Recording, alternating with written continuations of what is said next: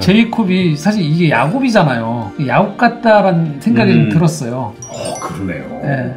내가 뭔가를 이뤄내서 계속 그렇죠. 이걸 하겠다라고 생각했고, 맨 마지막에 저는 개인적으로 화제 장면이, 저는 그래서 마치 야곱의 약복강 나루토에서 씨름해서 그렇죠. 이것들을 내려놓는 작업처럼, 어떻게 보면 이 제이콥의 계획은 사실 엄밀히 말하면 실패한 거거든요. 왜냐면 불이 났으니까 다 태워버렸잖아요. 그렇죠. 그래서 거래처에 납품하기로 했던 게 결국 끊어져 버리니까 인간 야곱으로서의 인간적인 최선의 끝이 불타버리니까 한번 무너져 버리는 경험을 하는 경험이 있지 않는가 싶은 생각이 들어서 제이콥이 가지고 있는 야망적인 면도 분명히 있지 않았을까라는 생각이 들고, 그게 이제 가족들하고의 관계에서 충분히 설득이 안 되고 충돌이 일어났던 면들이 있지 않았을까, 저도 그렇게 생각이 좀 들었어요. 근데 야곱으로 목사님이 비유를 해주시니까 잘 이해가 되네요. 그가 그 가지려고 했던 그 욕망이나 이런 것들이 왜 그렇게 이루어졌을까, 영화 속에서. 그런 면이 잘 이해가 돼요. 근데 무조건 뭐 그렇다고 우리가 제이콥을 막 욕망 덩어리로 보기보다는 다 있겠죠. 다 우리란 존재가 사실 살아가면서 계속 그런 제이콥이 가지고 있었던 그런 것들 속에서 그걸 깨닫는 거는 대체로 성경부에서 적용해서 내가 보면 이렇게 살아야겠다 이게 아니고, 불난 것처럼 가족이 아프거나 실직을 하거나 어떤 피치 못할 외부적인 어떤 인생의 계기를 통해서 사실 그걸 깨달아가는 거지, 처음부터 우리의 가지고 있는 야망 또는 좀 덜어내면서 뭔가 보듬으면서 가는 것들이 쉽게 형성되어진다고 생각하진 않아요. 그 개척하기 어려운 땅에 조력자가 나타나잖아요. 폴이라는 그렇죠. 인부가 나타나. 그분의 캐릭터가 저는 아직도 잘 이해가 안 가요.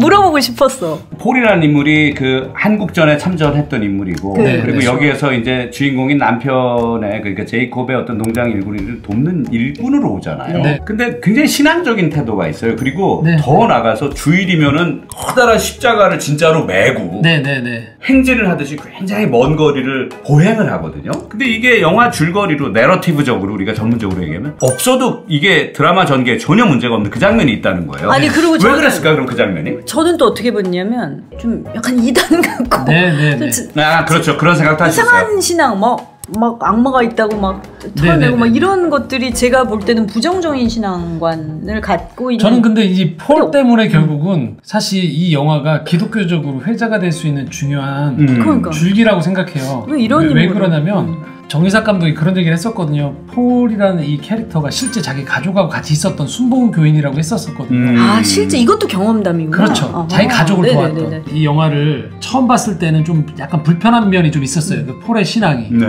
근데 세 번째쯤 보니까 다르게 보이는 점들이 생기더라고요. 한 걸음 물러서서 보면 신앙의 여러 스펙트럼 안에서의 그냥 이 신앙으로 존중해 준다라면 실제 그러면 이 제이콥 가정이 이 아칸소에서 적응을 하는데 결국은 도움을 준 사람이 누군가 생각은 결국은 폴이에요. 그렇죠. 바보 같아 보이는 캐릭터인데 실제로는 굉장히 이 집에 도움을 주고 있는 거예요. 제이콥이 난 내 방식대로 할 거라고 농사를. 그 폴이 뭐라냐면 아칸소에서는 아칸소 방법을 하면 좋겠다고. 근데 진짜 나중에는 아칸소 방법을 해서 이게 이 농사가 되는 거거든요. 일단 결정적인 장면이 저는 꼭 저렇게 해야 되나 하는 게 저도 들었거든요. 주일 예배를 마치고 오는데 정말 오버랩된 거죠. 이 동양인들은 양복을 잘 차려입고 백인교회 갖다 냉대를 당한 거예요. 근데 백인인 그 십자가가 바퀴가 달렸더라고요.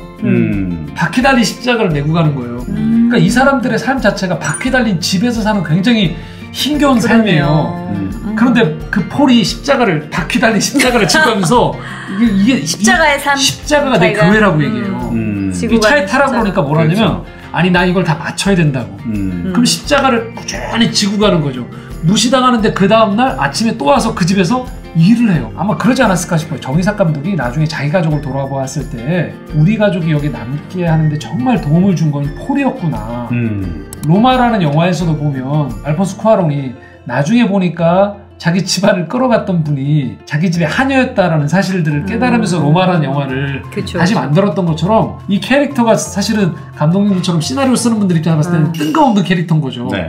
그런데 자기 집이 이 아칸소라는 지방에 와서 이렇게 진짜 아무도 자기네들을 환대하지 않고 아무도 도움 안 주고 심지어는 막 수맥한 사람도 다 이용해 먹으려고 하고 막 이 가족 입장에서 돌아봤을 때 폴이야말로 어떤 의미에서 자기 마을에 온 이방인들을 끝까지 자기 신앙으로 끝까지 섬겼던 어떤 그 사람에 대한 고마움이 정의삭 감독 안에 남아있지 않았을까.